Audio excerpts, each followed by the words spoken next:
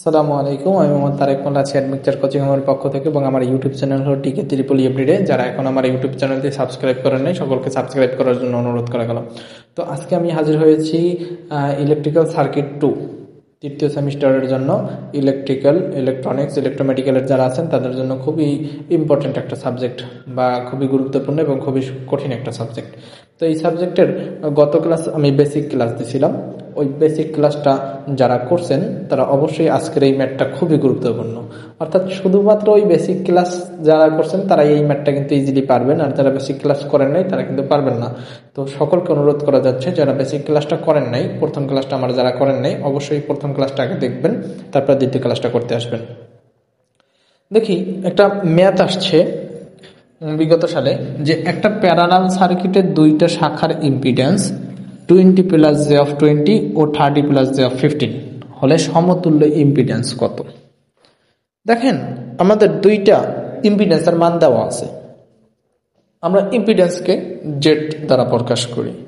তো দুইটা impedance Z one এর মান দেওয়া আছে, আমি ধরে নিলাম 20 প্লাস জে অফ 20, আর দ্বিতীয় ইম্পিডেন্স জেড টু এর মান দেওয়া আছে, মনে করলাম যে 30 প্লাস জে অফ 15। তাহলে Z one is equal to 20 plus j of 20, Z two is equal to 30 plus j of 15, এটা দেওয়া আছে। এখন এই দুইটা শাখার ইম্পিডেন্স দেওয়া আছে কি, সে বলা আছে যে প্যারালাল সার্কিটে দেওয়া আছে।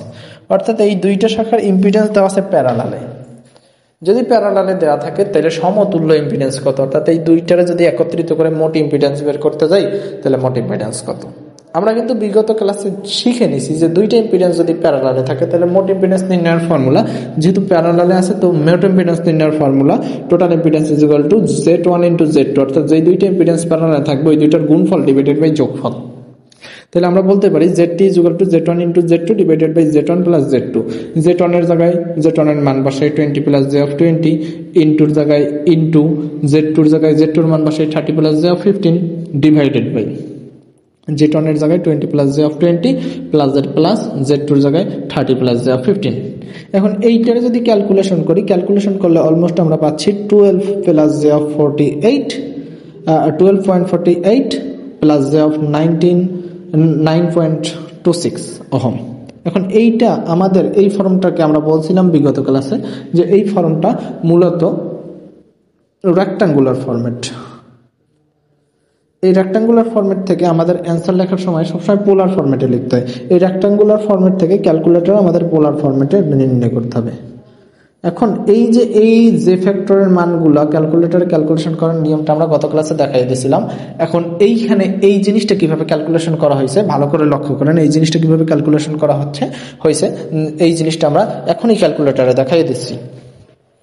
ক্যালকুলেটর যদি দেখাইতে হয় সর্বপ্রথম আমরা ক্যালকুলেটরের মুড অপশনে যাইতে হবে।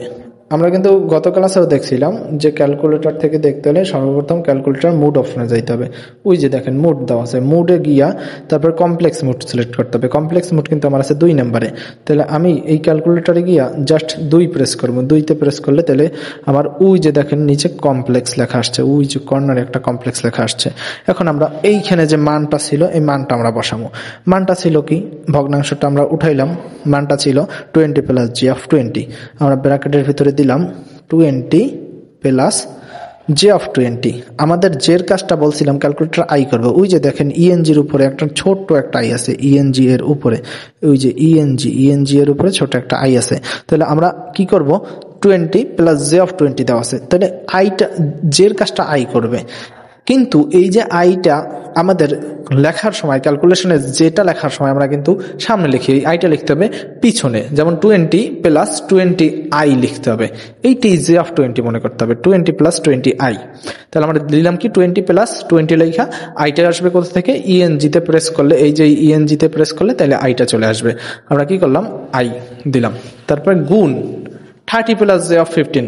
আমরা বলতে পারি 30 প্লাস 15, জে অফ 15 থাকলে 15 আই লিখতে হবে। ওই ইএনজিতে প্রেস করে তারপরে আমরা আই তুলে নিলাম। কিন্তু ক্লিয়ার, দেখেন এতটুকু তুললাম, divided by 20 plus j of 20 ছিল, আমরা কি করলাম, এই যে 20 প্লাস 20, আই লিখতে গেলে ইএনজিতে প্রেস করতে হবে। তারপরে সূত্র অনুযায়ী আমরা কি করলাম, প্লাস দিলাম। কি করলাম, এই যে প্লাস প্রেস করলাম। তারপরে আবার ব্র্যাকেটের ভিতরে 13 প্লাস 15i ছিল নাকি, 15i বা জি অফ 15, তাহলে আমরা কি করলাম 15i লিখলাম। ক্লিয়ার? এখন যে মানটা আসবে, এখন যদি আমরা ইজুগাল টু দেই, দেখেন ইজুগাল টু দিলে একটা মান চলে আসতেছে। ইজুগাল টু দিয়ে মানটারে আমরা ইএনএসডি ফরম্যাটে দিলে তাহলে আমাদের আসতেছে কি 12.48 আর প্লাস আসতেছে 9.26i। ওই যে দেখেন কর্নার একটা আই আসছে।